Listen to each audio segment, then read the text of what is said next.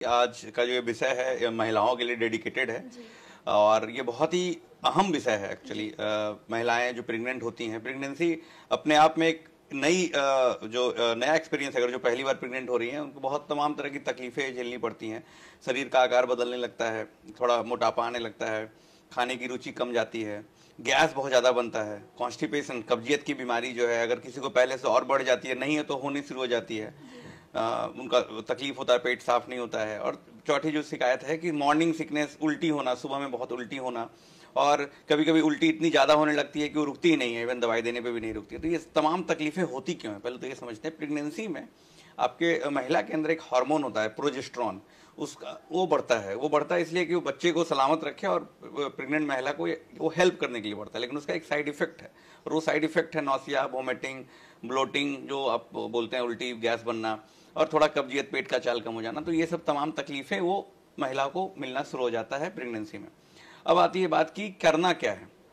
यदि तकलीफ हो रहा है तो क्या क्या करना है, किस तरह का खाना खाना है, और खाने के बाद भी अगर सुधार नहीं हो तो दवाई में क्या लेना है। तो सबसे ज़्यादा जो कन्फ्यूजन होता है कि प्रेगनेंसी में जो दवाइयाँ होती हैं बहुत ही रेस्ट्रिक्टेड हो जाती हैं, क्योंकि प्रेगनेंसी में सिर्फ मदर को मेडिसिन नहीं देना है, उसके साथ जो बच्चा है उस पर भी असर पड़ सकता है। बच्चे के लिए भी को देखने के लिए भी हमको जरूरी है कि कौन सी दवाई दी जाए कि ना दी जाए, क्योंकि जो दवाइयाँ फर्स्ट ट्राइमेस्टर में खास करके बच्चों का ऑर्गन डेवलपमेंट शुरू हो जाता है, उसकी हाथ बनना, पैर बनना, मुंह का शेप बनना, सब बनना शुरू हो जाता है। अगर उसमें कुछ ऐसी दवाई ले दी गई जिसमें बच्चे का ऑर्गन डेवलपमेंट में अगर हैम्पर कर रहा है तो ये बच्चे के लिए बड़ा हानिकारक साबित हो सकता है। तो पहली बात तो मैं रिक्वेस्ट करूंगा सारी महिलाओं से, प्रेग्नेंट हैं, उल्टी हो रही है, गैस बन रहा है, तो ओवर द काउंटर मतलब जाके दवाई खरीद के खाने का जो हैबिट है वो बंद कर दें। डॉक्टर का सलाह जरूर लें कि दवाई खानी है कि नहीं खानी, क्योंकि हर एक दवाई का एक साइड इफेक्ट होता है। जो नॉर्मल गैस की गोली है उसका भी बच्चों पे असर पड़ता है, तो नॉर्मल गैस की गोली भी आपको उस समय नहीं खानी है, जैसे पेंटाप्रोजोल, इसमें प्रोजोल जो लोग खाते हैं, तो उसका तरीका होता है कि कौन सी दवाई देनी है, कौन सी नहीं देनी है। फिर आता है बात कि उल्टी जो है कब दवाई लेनी है। अगर एक उल्टी हो रही है, दो उल्टी हो रही है, तो हम खाने के डाइट को थोड़ा सुधार सकते हैं। ऐसा खाना जैसे फैट डाइट से उल्टी बहुत होती है, जिसमें बसा, तेल का छना हुआ चीज या तेल वाला चीज, तो उसको बंद कर देना है बिल्कुल। प्रोटीन डाइट थोड़ा ठीक है। कार्बोहाइड्रेट जिसमें चीनी है, चीनी कम करना है, नमक कम करना, तेल कम करना। चीनी, नमक, तेल वाला जो खाना है उसको कम से कम यूज करना है।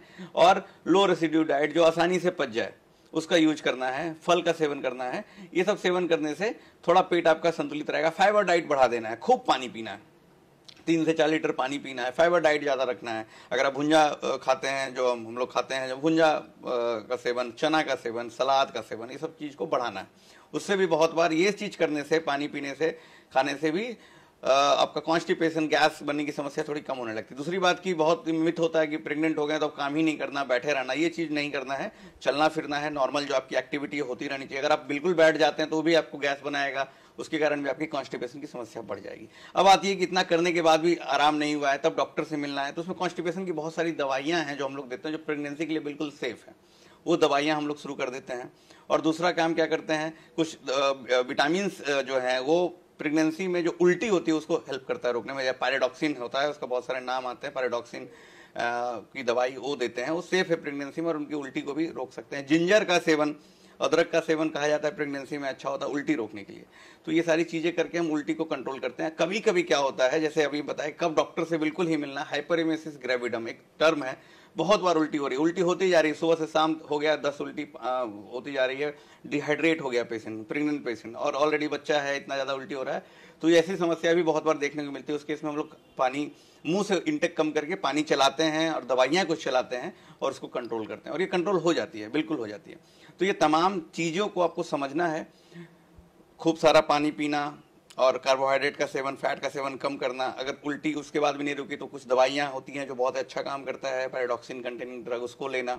उसके बाद नहीं होती है तो हम लोग फिर इसमें पेरिनॉम जैसी कुछ इंजेक्शन है, कुछ टैबलेट, वो चलाते हैं। गैस की गोली में हम लोग जनरली रैनिटिडिन नाम की गोली यूज करते हैं, ना कि पेंटाप्रोजोल यूज करते हैं। तो ये सारी चीज़ें करके हम लोग उसको अच्छे से, प्रेगनेंसी में जो उल्टी है, गैस है, उसको हम लोग कम कर सकते हैं, ख़त्म कर सकते हैं, और अच्छे से प्रेगनेंसी को, जो हम कहते हैं कि ब्यूटीफुल एक मेमोरी के रूप में, उसको हम लोग बना सकते हैं। धन्यवाद।